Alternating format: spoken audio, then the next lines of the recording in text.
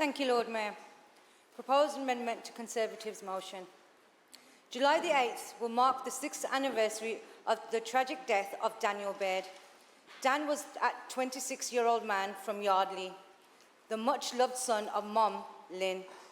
He was stabbed multiple times outside the Forge Tavern in Digbeth. His injuries led him to losing his life. Tragically, his life may have been saved if someone had used a bleed kit.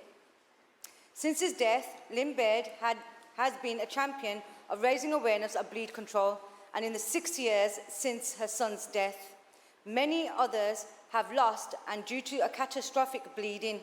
Without help, a person can die within 3 to 5 minutes because of major blood loss. Training people in controlling blood loss could make all the difference. Birmingham City Council must recognise the work being done in inner city communities by Bishop Dr. Desmond Jadu and his team. They have delivered bleed control training to hundreds of members of the public and empowered them with the basic knowledge of how to help stop the bleed. They have trained members of the public, business owners, staff, and placed kits in easily accessible places such as local shops. They have delivered training and workshops to Birmingham's Children's Trust and Birmingham Youth Services and helped to raise awareness of the life-threatening consequences of bleeding. Having these kits available in schools, colleges and public buildings, including libraries, in our city will help to save lives in the future. I have completed a bleed control workshop myself, and I would recommend it to all councillors across this chamber. It gave me the confidence to be able to attempt to save a life with or without a bleed control kit. This training I received emphasised the importance of improvisation in an emergency, as every second counts. Bystanders are almost the first at the scene before professional help arrives, and therefore best placed to begin life-saving treatment.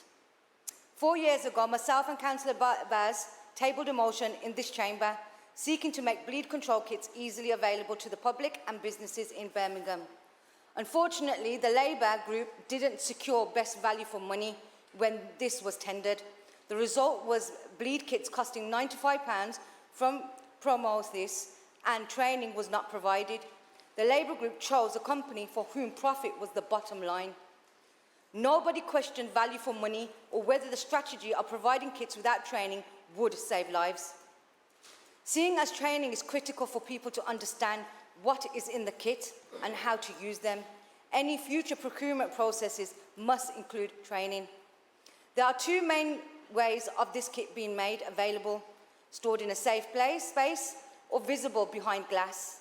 Naturally, there are some circumstances where it is useful to have visible cabinets, as this is the case where defibs outside, but generally I feel it is much cheaper and indeed safer to have them available without being locked away. The bleed control kit in a cabinet relies on a member of the public to telephone 999 to get a code from the ambulance services so the bleed kit can be assessed. The time it takes to get through uses up valuable minutes that can mean the difference between life and death. I remind you that a victim who has been shot or stabbed and bleeding can die within 3 to 5 minutes. I close my speech with a list of 13 people fatally stabbed in Birmingham in 2022.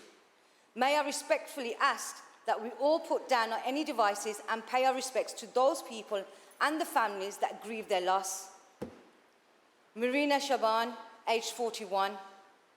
Ian Kirwan, aged 53. Shannon Stanley, aged 27. Siku Dokor, aged 16. Richard Hopley, aged 43.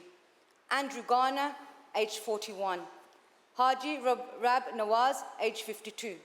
Jamie Benbow, aged 29. Clifton Waite, aged 56. Mohammed Istakar, aged 44. Cynthia Turner, age unknown. Jack Lowe, aged 18.